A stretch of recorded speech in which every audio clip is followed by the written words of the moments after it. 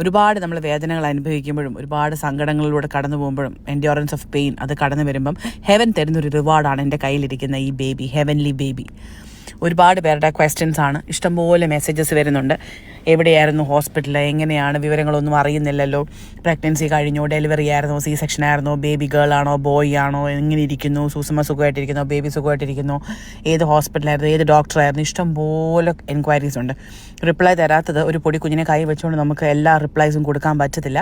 അത് മാത്രമല്ല, ഒരു 100 കൂട്ടം കാര്യങ്ങളുണ്ട്. ഒരു ന്യൂ ബോൺ ബേബിയെ നമ്മുടെ കയ്യിലോട്ട് കിട്ടുമ്പോൾ നമ്മൾ കുറേ കാര്യങ്ങൾ അതിൽ നിന്ന് പഠിക്കാനുണ്ട്. അപ്പോൾ ആ ഒരു പഠനത്തിൻ്റെയും ആ ഒരു പുതിയൊരു ജേണിയുടെ തുടക്കത്തിൻ്റെയൊക്കെ ഭാഗമായിട്ട് വളരെയധികം ബിസി ആയതുകൊണ്ടാണ് റിപ്ലൈസ് തരാൻ പറ്റാത്തത്. അതുകൊണ്ട് തന്നെ എല്ലാവരുടെയും ചോദ്യങ്ങളെയും കൂടെ ക്ലബ് ചെയ്തുകൊണ്ട് ഇങ്ങനൊരു വീഡിയോ ചെയ്യാമെന്ന് വിചാരിച്ചു. വീഡിയോയ്ക്കകത്ത് നിങ്ങൾ ചോദിച്ച ക്വസ്റ്റ്യൻസ് മുഴുവൻ ഞാനങ്ങ് പറയാം. ഒന്നാമത്തെ കാര്യം, ഏത് ഹോസ്പിറ്റലായിരുന്നു?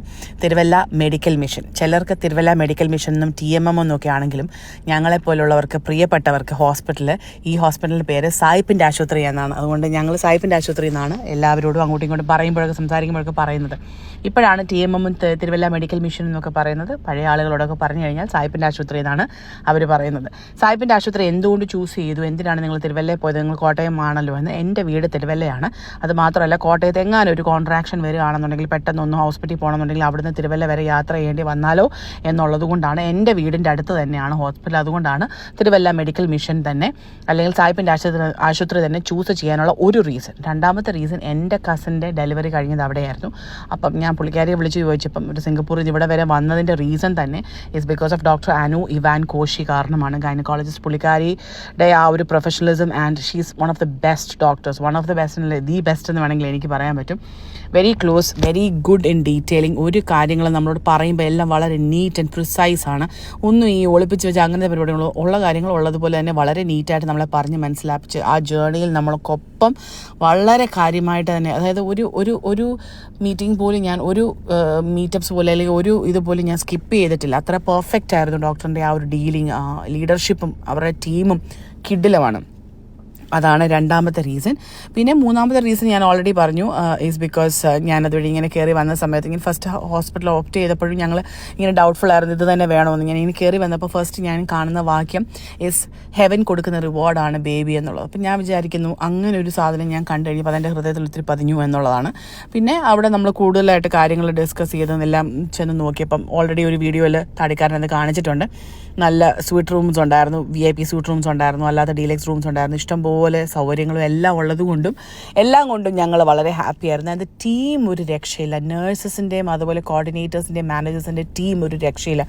ഞങ്ങൾ ക്ലോസ്ലി വാച്ച് ചെയ്യുന്ന ഒരു കാര്യമെന്ന് പറയുന്നത്, ഞങ്ങളോട് മാത്രമായിരുന്നു ഇവരുടെ ഒരു ഇത്, അതോ എല്ലാവരുടെ അടുത്ത് ഇത് തന്നെയായിരുന്നു എന്നാണ്. പക്ഷേ എല്ലാവരുടെ അടുത്തും ഈ ഒരു സെയിം രീതിയിലാണ് അവർ ഡീൽ ചെയ്യുന്നത്. പിന്നെ എന്തുകൊണ്ടാണ് ഇടയ്ക്ക് വെച്ച് ഹോസ്പിറ്റൽ കാണിക്കാഞ്ഞത്? ഹോസ്പിറ്റൽ ആയതുകൊണ്ട് തന്നെ കുഞ്ഞിനെ കയ്യിൽ ആരോഗ്യത്തോടെ കെട്ടിക്കഴിഞ്ഞതിന് ശേഷം വീഡിയോ ചെയ്താൽ മതി എന്ന് എനിക്ക് നിർബന്ധം ഉണ്ടായിരുന്നു. അതായിരുന്നു ഞാൻ ഇത്രയും വെയിറ്റ് ചെയ്തത്. അപ്പം നമ്മൾ ഹെവൻലി ബേബി അറൈവ് ചെയ്തിരിക്കുകയാണ്. കുഞ്ഞിൻ്റെ പേരാണ് അടുത്തത് എല്ലാവരും ചോദിച്ചത്. ഹെവൻലി സൂസൻ താടിക്കാരൻ എന്നാണ്. സൂസൻ്റെ ഒരു ഭാഗവും താടിക്കാരൻ എന്ന സ്ക്രീൻ നെയിമിൻ്റെ ഒരു ഭാഗവും, അതായത് അച്ഛ ഇത്രയും ഫേമസ് ആയത് ആ പേരിൽ നിന്നാണല്ലോ. അപ്പോൾ ആ പേരിൻ്റെ ഒരു ഭാഗവും എൻ്റെ ഒരു ഭാഗവും, രണ്ടുപേരുടെയും പേരിൻ്റെ ഭാഗവും കുഞ്ഞിൻ്റെ പേരുമായിട്ട് ചേർത്ത് ഹെവൻലി സൂസൻ താടിക്കാരൻ എന്നാണ് ഒഫീഷ്യൽ നെയിം. ഇത് ഈ ഒരു വീഡിയോ ഭയങ്കര വൈറലായിട്ട് ഇൻസ്റ്റഗ്രാമിൽ പോയത് എല്ലാവരും കണ്ടായിരുന്നു, അച്ഛ കുഞ്ഞിനെ റിസീവ് ചെയ്യുന്നത്. അടുത്തൊരു ക്വസ്റ്റ്യൻ എല്ലാവരും ചോദിച്ചത്, നോർമൽ ഡെലിവറി ആയിരുന്നു, C സെക്ഷൻ ആയിരുന്നു എന്ന്. കുറച്ച് പേരോടൊക്കെ ഞാൻ മെസ്സേജിൽ തന്നെ റിപ്ലൈ ചെയ്തു, C സെക്ഷൻ ആണെന്ന് കേട്ടപ്പം തന്നെ എല്ലാവരും പറഞ്ഞൊരു ഡയലോഗ്, പിന്നെ എന്നാ വേണമെന്ന്. പക്ഷെ അങ്ങനെ അല്ല. C സെക്ഷൻ ആയാലും ഡെലിവറി ആയാലും രണ്ടിനും അതിൻ്റേതായിട്ടുള്ള ബുദ്ധിമുട്ടുകളുണ്ട് എന്നുള്ളതാണ്. C സെക്ഷൻ ചെയ്തപ്പം ചെയ്ത പ്രൊസീജിയർ ഭയങ്കര ഈസി ആയിരുന്നുവെങ്കിലും C സെക്ഷന് ശേഷം നമ്മൾ ആദ്യത്തെ ഒരു നടപ്പുണ്ട് ICUവിൽ, ആ ഒരു നടപ്പും പിന്നെ ഓരോ തവണയും NIC, കുഞ്ഞിനൊരു ചെറിയ യെല്ലോയിഷ്നെസ് ഉണ്ടായിരുന്നു, അതുകൊണ്ട് NICUവിൽ നമ്മൾ ഫോട്ടോതെറാപ്പിയിൽ വെക്കേണ്ടി വന്നു 3 ദിവസം. ഓരോ തവണയും NICUവിലേക്ക് ഞാൻ നടന്ന് ചെല്ലുക എന്ന് പറയും, നടന്ന് ഈ വീൽ ചെയറിൽ ഇരുന്ന് ചെന്നാലും NICക്ക് അകത്തോട്ട് അവർ വീൽ ചെയർ കയറ്റില്ലല്ലോ, അതിനകത്തൂടെ നടന്ന് ഓരോ തവണയും ചെന്ന് അവിടെ ഇരുന്ന് കുഞ്ഞിനെ ഫീഡ് ചെയ്യുമ്പോഴും ഇരിക്കുമ്പോഴും നിൽക്കുമ്പോഴും ആ ഒരു വേദന, കാര്യം അതൊരു 4 ദിവസത്തെ പെയിൻ ആണെങ്കിൽ അതിനെ ഒന്ന് എൻഡ്യൂർ ചെയ്യാൻ പറ്റുക എന്ന് പറയുന്നത് സംഭവമാണ് സന്തോഷമാണ്. നോർമൽ ഡെലിവറി ഒക്കെ കഴിഞ്ഞ് അത്യാവശ്യം നല്ല കുഴപ്പമൊന്നുമില്ലാത്ത അമ്മമാരൊക്കെ നടന്ന് കുഞ്ഞിന് പോയി ഫീഡ് കൊടുക്കുമ്പോഴും ഇവിടെ സി സെക്ഷൻ കഴിഞ്ഞവർ വീൽ ചെയറിൽ നിന്ന് എഴുന്നേറ്റ് വരുന്നതേ ഉള്ളൂ. അവർ അടിവയറിൽ ഇങ്ങനെ താങ്ങി പിടിച്ച് എഴുന്നേറ്റ് പതുക്കെ നടന്നാണ് വരുന്നത്. അങ്ങനെ 3 ദിവസം കഴിഞ്ഞപ്പോൾ NICU നമുക്ക് ബേബീനെ കിട്ടി. അങ്ങനെ ബേബിയെ തിരിച്ചുകൊണ്ടുമ്പോൾ മമ്മി സർപ്രൈസ് ആയി. കാരണം ഞാൻ പുറത്തോട്ട് ചായ കുടിക്കാൻ പോകാമെന്ന് പറഞ്ഞ് പോയതാണ്. കുഞ്ഞിനെ കൊണ്ട് വന്നപ്പോൾ മമ്മി ആക്ച്വലി ഭയങ്കരമായിട്ട് എന്താ പറയുക സർപ്രൈസ്ഡായി. ഈ ഒരു വീഡിയോ ഇതുപോലെ ഇൻസ്റ്റയിൽ ഇട്ടപ്പം എല്ലാവരും ചോദിച്ചു ഇതൊക്കെ കഴിക്കാവോ എന്ന്. ആക്ച്വലി ഡോക്ടറിനോട് ഞാൻ ചോദിച്ചിട്ടാണ് ഇത് കഴിച്ചത്. അതിൻ്റെ റീസൺ ഇസ് ബിക്കോസ് എൻ്റെ ഷുഗർ ലോ ആയിരുന്നു. എനിക്ക് ഞാൻ പ്രഗ്നൻസിക്ക് മുമ്പ് ഡയബറ്റിക് ആയിരുന്നു, പ്രഗ്നൻസി സമയത്ത് ഡയബറ്റിക് ഉണ്ടായിരുന്നു, പ്രഷർ ഉണ്ടായിരുന്നു, എല്ലാം ഉണ്ടായിരുന്നെങ്കിലും പ്രഗ്നൻസിക്ക് ശേഷം ഞാൻ ലോ ഷുഗർ ആവാൻ തുടങ്ങി. 62, 72, 82 ആ ഒരു റേഞ്ച് നിൽക്കാൻ തുടങ്ങിയപ്പം എനിക്ക് ഫുഡ് കഴിക്കാം. അത് മാത്രമല്ല എനിക്കൊരു സ്പീഡി റിക്കവറി ഉണ്ടായതുകൊണ്ടും എൻ്റെ മുറിവ് നല്ലപോലെ കരിഞ്ഞതുകൊണ്ടും എനിക്ക് കഴിക്കാമെന്നത് പറഞ്ഞതുകൊണ്ടാണ്. ഇത് ഹോസ്പിറ്റൽ മാനേജ്മെൻറ്റ് നമുക്ക് വേണ്ടി തന്നിരിക്കുന്ന ഗിഫ്റ്റ്. എല്ലാവർക്കും കൊടുക്കും. എല്ലാ പ്രഗ്നൻറ്റ് ലേഡീസ് അവിടുന്ന് പോകുമ്പോൾ അവർക്കൊരു കാലണ്ടറിൽ അവരുടെ ബേബിയുടെ ഡേറ്റും ടൈമും എല്ലാം വെച്ചിട്ട് ഒരു കാലണ്ടറും അതുപോലെ ബേബിയെ റാപ്പ് ചെയ്യുന്നൊരു wrap round TMM loves you എന്ന് പറഞ്ഞ് വി ലവ് TMM എന്ന് പറഞ്ഞിട്ടൊരു എഴുതിയിരിക്കുന്ന ഒരു എംബ്രോയിഡറി ചെയ്തിരിക്കുന്ന ഒരു ടവലും എല്ലാം ഗിഫ്റ്റായിട്ട് കൊടുത്തതാണ്. ഞങ്ങൾക്കും അത് തന്നു. ഞങ്ങളെല്ലാം കഴിഞ്ഞതിന് ശേഷം അവിടെ നിന്ന് വളരെ ഹാപ്പി ആയിട്ടാണ് ഇറങ്ങുന്നത്. പ്രത്യേകം എനിക്ക് പറയാനുള്ളത് സിസ്റ്റേഴ്സിനോടാണ്. ഒരു രക്ഷയില്ലാത്തതാണ്.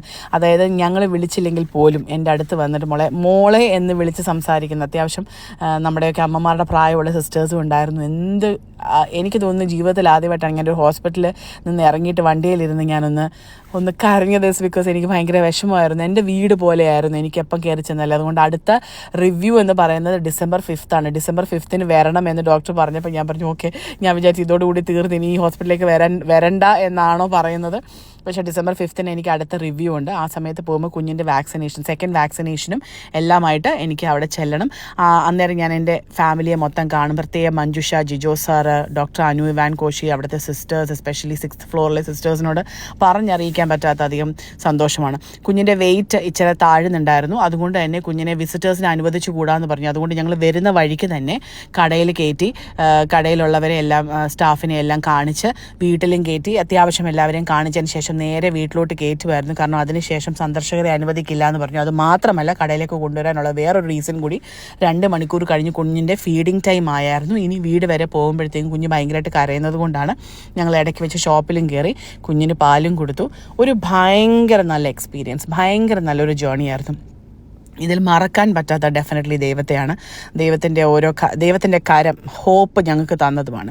അതുകൊണ്ട് തന്നെ ഞങ്ങൾ വീട്ടിലേക്ക് കയറുന്നതിന് മുമ്പ് ഒരു ദേവദാസനെ വിളിച്ച് പ്രാർത്ഥിപ്പിച്ചതിന് ശേഷമാണ് കയറുന്നത്. അപ്പം ഞങ്ങൾ പ്രാർത്ഥിച്ചുകൊണ്ടിരിക്കുന്ന സമയത്ത് ദേവദാസൻ പറഞ്ഞ ഒരു കാര്യം, ഒരു കുഞ്ഞ് അനുഗ്രഹിക്കപ്പെടുന്നത് ഒരു കുഞ്ഞിന് വേണ്ടി അയക്കുന്ന സാധനങ്ങൾ ആ കുഞ്ഞിന് മാത്രമല്ല മറ്റു കുഞ്ഞുങ്ങൾക്കും കൂടെ ഉപയോഗിക്കാൻ പറ്റുന്നുണ്ടെങ്കിൽ ആ കുഞ്ഞ് അനുഗ്രഹിക്കപ്പെട്ട കുഞ്ഞാണെന്നാണ്. സോ ഹെവനിലേക്ക് വന്നിട്ടുള്ള ഒരുപാട് സാധനങ്ങൾ മറ്റുള്ളവർക്കും യൂസ്ഫുള്ളായി. അതുകൊണ്ട് തന്നെ സ്വർഗം തന്നതുകൊണ്ട് ഞങ്ങൾ അവളെ ഹെവൻലി എന്ന് വിളിക്കുന്നു.